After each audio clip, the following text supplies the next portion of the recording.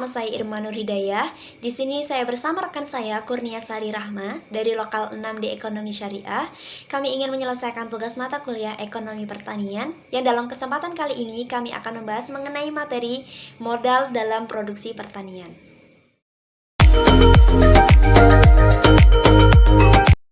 Oke, kita memasuki pembahasan yang pertama, yaitu ada modal pribadi. Modal pribadi itu juga ada dua jenis. Yang pertama yaitu ada mudharabah dan juga ada musyarakah. Nah, kita akan membahas mengenai mudharabah terlebih dahulu. Jadi, mudharabah itu adalah suatu akad kerjasama di mana pemilik modal dan juga pengelola melakukan kerjasama terhadap suatu usaha di mana keuntungan dan juga kerugiannya itu dibagi berdasarkan kesepakatan kedua belah pihak.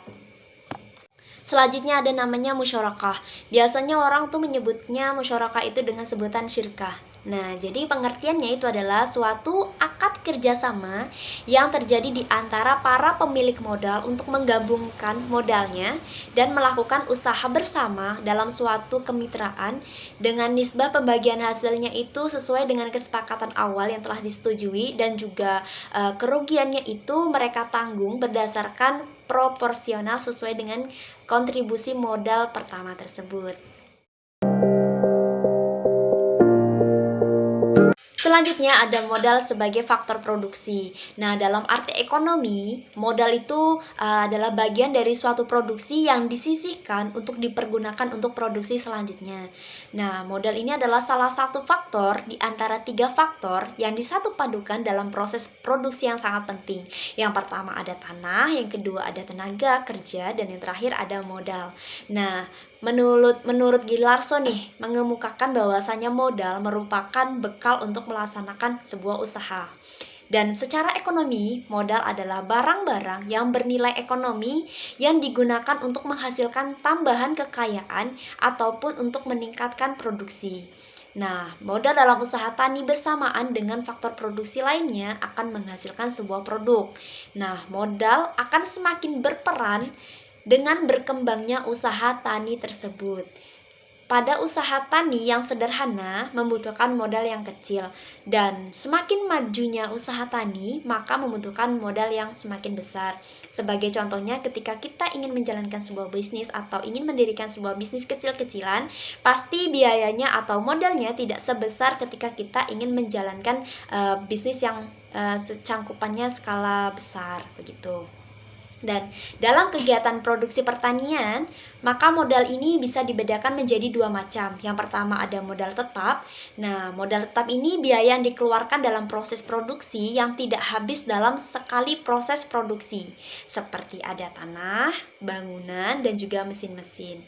Dan yang kedua ada modal tidak tetap, yaitu biaya yang dikeluarkan dalam proses produksi dan ini nih habis dalam satu kali pakai produksi tersebut, seperti biaya produksi yang dikeluarkan untuk membeli bibit, pupuk, dan pestisida. Baiklah, saya akan menjelaskan tentang pembiayaan dan pertanian. Dalam pembiayaan pertanian dan pedesaan di Indonesia, hampir tidak mungkin mengabaikan peranan lembaga perkreditan di pedesaan, karena mayoritas bentuk pembiayaan pada usaha sektor pertanian dan pedesaan dananya bersumber dari lembaga ini. Dikarenakan usaha pertanian memiliki banyak risiko yang membutuhkan pembiayaan yang sesuai dengan karakteristiknya. Lembaga atau perusahaan pembiayaan adalah lembaga atau perusahaan yang memiliki kegiatan memberikan pinjaman kepada pelaku ekonomi atau bisnis. Ada beberapa produk pembiayaan syariah yang dapat diterapkan pada usaha pertanian. Yang pertama, mudharabah, yaitu akad kerjasama antara dua pihak di mana pihak pertama sebagai pemilik modal dan pihak kedua sebagai pengelola modal. Yang kedua, musyarakah, yaitu kerjasama antara dua pihak atau lebih untuk melakukan suatu kegiatan usaha. Yang ketiga, muzaraah, yaitu kerjasama dalam pengelolaan pertanian di mana si pemilik lahan menyerahkan lahannya untuk dikelola oleh si penggarap. Yang keempat, murabahah, yaitu jual beli barang pada harga asal dengan ketentuan yang telah disepakati oleh masing-masing pihak. Yang kelima, bai as-salam, yaitu jual beli dengan ketentuan pembeli membayar terlebih dahulu dan barangnya akan diterima di kemudian hari. Yang keenam, bai istisna, yaitu fasilitas penyaluran dana untuk pengaduan investasi berdasarkan pesanan.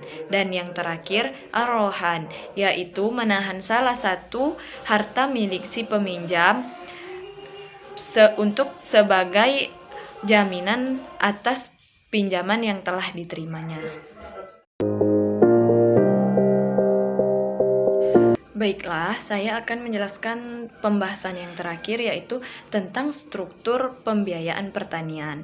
Direktorat Pembiayaan Pertanian ditetapkan berdasarkan Peraturan Menteri Nomor 43 Permentan OT 140 8 2015 tentang organisasi dan tata kerja Kementerian Pertanian, yaitu susunan organisasi Direktorat Pembiayaan Pertanian terdiri dari 3 subdirektorat dan 1 subbagian usaha, yaitu yang pertama Subdirektorat Kredit Program dan Fasilitas Pembiayaan, yang kedua Subdirektorat Kelembagaan Pembiayaan, yang ketiga Subdirektorat Pemberdayaan Permodalan dan Asuransi Pertanian, dan yang terakhir Subbagian Tata Usaha. Baiklah, hanya itu yang dapat kelompok kami sampaikan. Apabila terdapat kekurangan dan kesalahan, mohon dimaafkan. Saya akhiri. Wassalamualaikum warahmatullahi wabarakatuh.